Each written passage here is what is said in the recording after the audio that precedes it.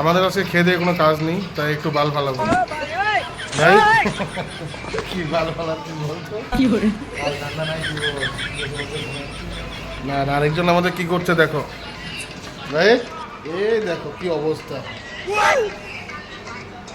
কেলিয়ে গেছে পুরো কেলিয়ে গেছে ভিডিও দেখতে দেখতে না। এ হলো আমাদের হোটেলের লাইটিং, বাইরে হলো নিচু লেগেছে লিচু,